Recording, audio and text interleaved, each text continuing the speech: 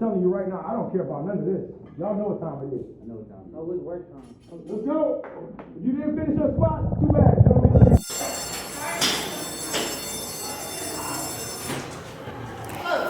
6:45, KZ. Go ahead. Here he is. Go. Let's go. Where y'all going?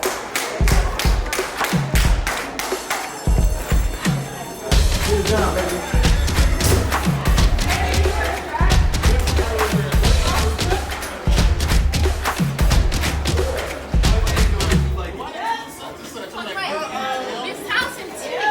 I know.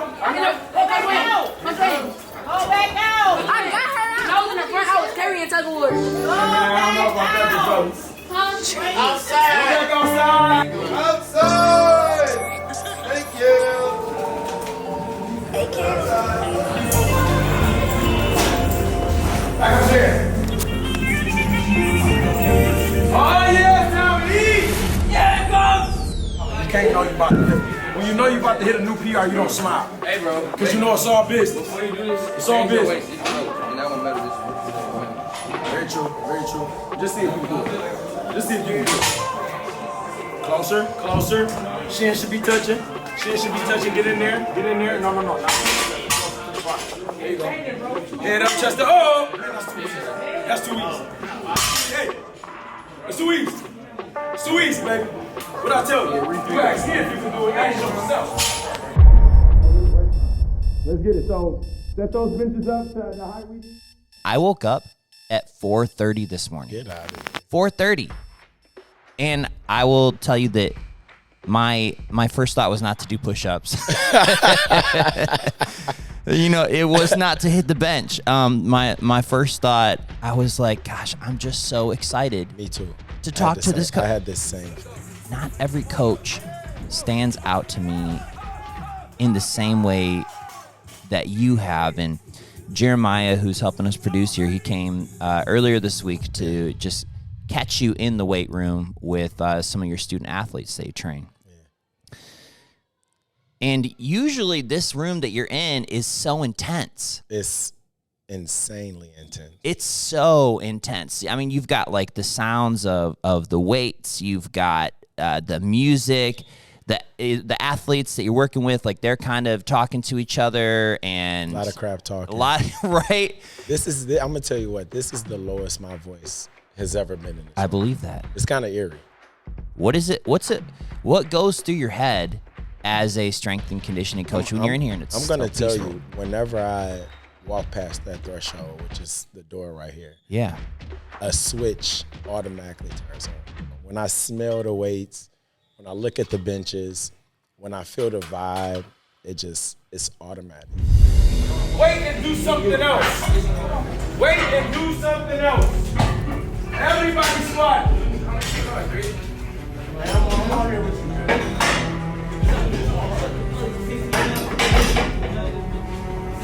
That's the last one. Yeah, I'm metal 45.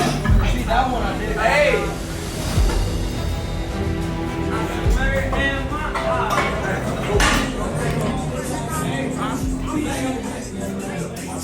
The version of Coach Wayne that I know and have experienced is pretty much this version. Yeah. You know, like you're kind, you're warm, you're interested, but then I'll see you as a coach.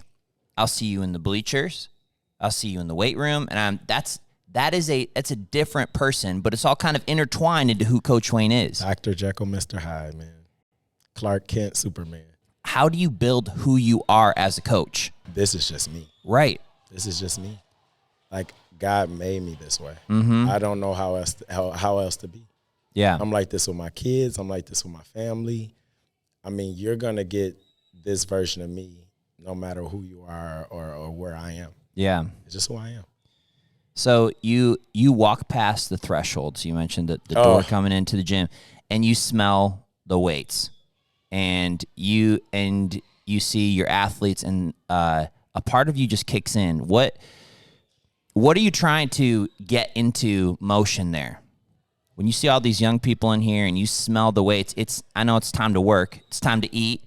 It's light work, but what are you trying to put into motion? Just just a mindset. Here we go again. Hey, we don't do that Instagram beef. Hey, listen, I told y'all once before, we don't beef online. But I do got my killers with me today. Paul, Dre. One thing we don't do is tap out on our own teammates. Hey, is CPA not on the clock? CPA is on the clock, and this half the team missing. Hey. So let me tell y'all what we're gonna do. When we see y'all, it's a problem. From here on out, when we see y'all, we took time out of our workout to do this. So when we see y'all, it's a problem. It's a problem. I don't care if I see you on the street. Yeah. I don't care if you at church. Hey. I don't care if you having lunch with Granny. Hey. We on your head. Working out to me isn't about the aesthetics of the body, or it's a mental thing. It's the discipline. It's the how far can I push myself without giving up. You know, and that's how life is. You know what I mean? You work hard. You don't know what you're working for, but you keep working hard. And that's exactly what you have to do in the gym. I don't know how I'm gonna look in 10 years from working out. Yeah. But I'm doing it because it challenges me. Yeah. It makes me better. So that's my reason, man. Where are you from? Are you from Detroit? I was born and raised West Detroit, Littlefield, between Chicago and Troy Road. Yeah. And so what was life like for Lil Wayne? Lil Wayne was I was always outside. You were always outside. I was always doing something. Yeah. You know, and I've always been the type that want to fuel other people. So all my friends would come over and we would playing a game, and I would just always be that guy that, you know, that pushes people to a different level. Always. I've always been like that. Yeah. So when did you discover, because to be honest, when I look at you, I think this guy was probably like one of the best student athletes in school. Not at all. I Like wasn't even fifth. Yeah. I wasn't even fifth. Probably did you not try even sports? 10th. Oh yeah. Yeah. I tried them. Who were you out on the field or out on the court? Like, I was the bench rider. oh man. 100%. 100%. I wasn't a starter. I didn't get much playing time. I think my first and last football game, I got put in as a running back. I ran a sweep. I got hit, fumbled, and I never played again. Oh wow. I never played again. I'm telling you right now, I don't care about none of this. Y'all know what time it is. No, it's work time. Let's get it. So set those benches up to the height we need. Let's go 2 to a rack, pull the benches out. We're going calf raises on the back of the bench. Actually, we're going calf raises up here. We're going hip thrusters off the bench. That's when the hips stop. Bring them up with a plate. I only want 2 plates. We're going 25 reps with the hip thrusters, 4 sets. With the squats, we are going 4 sets. That's so interesting. It's so weird, right? Yeah, because when I think a coach, it maybe it's not just me, but I think to myself that if you're a coach, you probably were the most excellent at a sport. That you stood out. Not at all. If you went back to my high school, they would be like, this guy was not the guy you would look at and say he's going to be a strength and conditioning coach. Wow. I was the homecoming king for my school, but I was not the guy as far as sports. Yeah, you weren't the star football player. I was never the quarterback. Star. Sports, anything. Man. Anything. When did you discover that fitness was going to be a thing for you? I'm good at this. I had my first son. And how old were you? I had to be in my 20s. I was about 26, 27 years old. Yeah. And before my wife had him, we were eating out every day. So I had gained a bunch of weight. I was almost 200 plus pounds, right? And he was born. He turned about 1.5, and we were playing. And I felt myself breathing really hard. Just in the house playing, nothing strenuous, just something light. And I said, I have to change for him, you know, because he was looking at me like, why aren't we playing anymore? He gave me that, you know, look. I went into the gym. My first session in there, I don't know what it was. I can't even tell you. It's like it just clicked. And I said, this is what I'm supposed to be doing. Man, like I'm made for this. Mm-hmm. And then what iced that is I started going to school for it. and with school to graduate, we had to go to Kansas City for this camp. I called my mom in the middle of it in tears. And I was like, Mom, I found it. Like I'm trying not to right now, but I'm getting very emotional. Like I found it, Mom. I could still feel the feeling that I felt that day. It's giving me chills right now. That's not that hard to do, trust me. It's not that hard to do.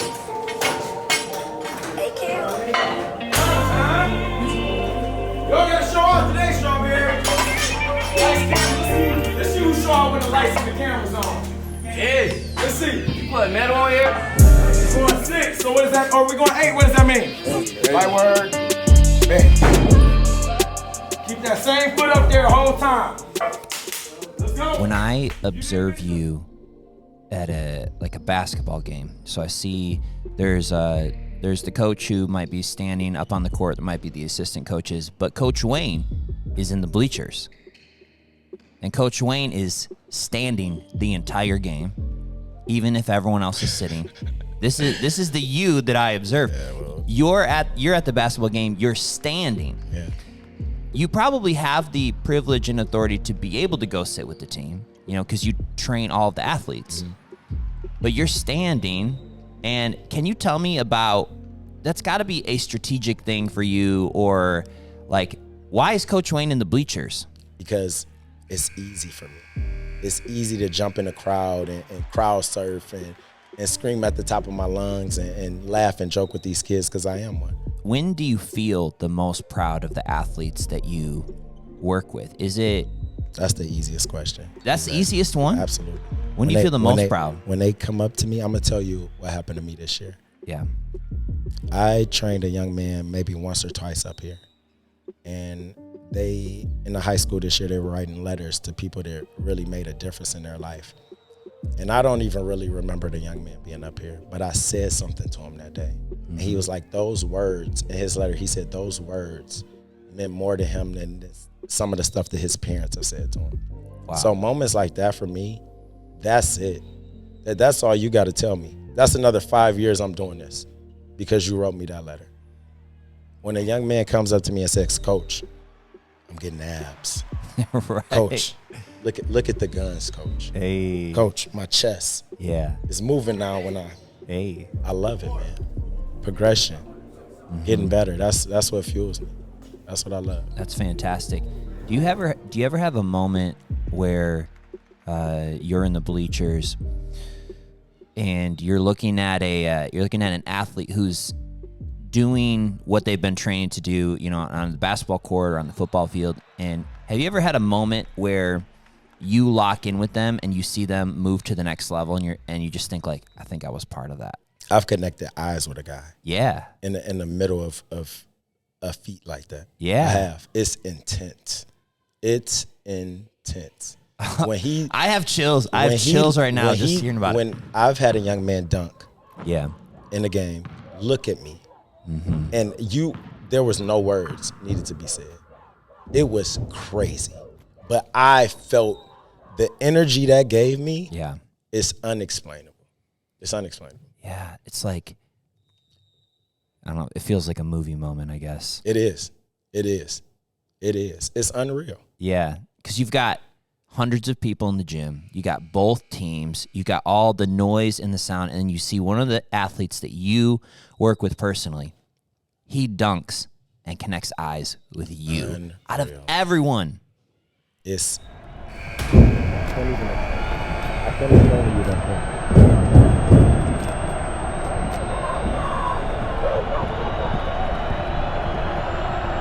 But it makes me want to go harder. Right. When I come in the weight room the day after that, you better be ready.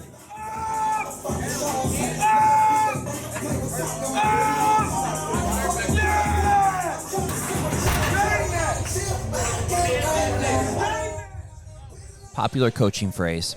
I just want to throw it out on the table and have you respond to it. Okay. I'm not here to be your friend. I'm here to be your coach. That's not me. I don't think that's what coaching is about. I don't. But it's such a popular phrase for coaches. I'm not here to be your friend. I'm here to be your coach. It's just not for me. If we not done by the time this minute up, It's gonna be some ass whooping in this joint. 1 minute starts right now. I want these kids to know I got their back no matter what. Yeah. When you have a relationship with a young person like that, it changes the environment that you're trying to set for them. It does. It does. And telling them that I'm not your friend, I think that just makes it puts a split between you guys. And when a kid trusts you, especially these inner city kids, when they trust you and really know that you love them or there for them, they'll do anything for you. They'll do anything for themselves. Good to see you, Shane. Good to see you, Shane. They hear that enough at home. I'm not here for that. That's not what I'm here for. Just see if you can. Just see if you can. What is the goal? What is the bullseye for you? For me, it's love. Yeah. Love. When love is such a powerful thing. It is. And I did not think you're going to say that because we're in inner city Detroit right now. And that's the reason I said that. Not only that, we're in a weight room That's the reason I said that. in inner city Detroit. And you're saying the key is not hard work and dedication. And that's what I stand on, is hard work and dedication. But that's not Right. the key to this, though. You have to show love in all aspects of life. If you don't have love, people aren't going to be receptive. Yeah. They're not. Especially these young inner city kids. It's just not going to happen. You have to show love first. Once you have that and they know that you love them, they'll do anything. Then the hard work and dedication comes. What happens when the hard work and dedication is first and then you try to love them? Does that exist? Does that exist in coaching? It absolutely does. Yeah. In most situations it does. You'll have a bunch of great athletes and a bunch of, I don't know if I can say this, but asshole human beings. You can say that. I don't care about sports, Mr. V. That's not what I'm here for. Coach and sports They go are kind of together. synonymous They go in my together. head. 100%. That's why I don't even really think I'm a coach. I don't know if I'm a coach, honestly. That's not what I'm here for. I'm here to fuel these kids with whatever they need to succeed, whether it be the weight room or my words or my love. Whatever it takes. Coach Wayne, one of the most effective coaches that I know, does not know if he's a coach. I don't know if I'm a coach. And you're totally fine saying that. I'm okay. And I want people to know that too.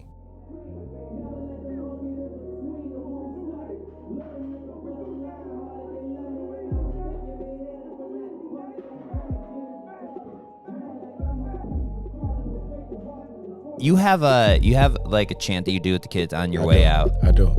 They all know it. Everybody, if you go to school here, you know it. Okay. I yell out all work, All work. and they scream light work. Light work. So it's all work, light work, all Light work, work. light work, all work, light work. Yeah. Can I get a hell yeah? Hell yeah. Hell yeah. All right. We made it look good on camera today, fellas. All work! All work! All work! All work. Light work. You heard it here first.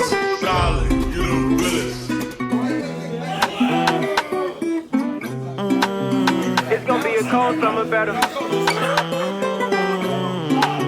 It's gonna be a cold summer, better brace for it. Feel like I'ma break the cycle, I can't wait for it. Feel like I'ma break the cycle, I feel change coming. Your energy low vibrational, get away from it. Get away, get away, get away from it. They don't see what they can get, see they just wanna take from it. Your time coming, that's 100. Hey, all shackles can be broke, I was born to create something. I started and fell from way out of space, I see. Lost this course, somehow ended up in HP. Paved the way for anybody coming like me. Then they finally see. Mind over matter, but grind for your platter. Do youngest be thinking like me? You feel it don't matter, your dreams can get shattered. I understand that you don't see no purpose in these streets. No purpose in these streets, I've been down on my knuckles 10 rounds and I ain't trying to hit, get ready to rumble. If you was on your P's and Q's, you would've learned how to shuffle. You would've learned how to move.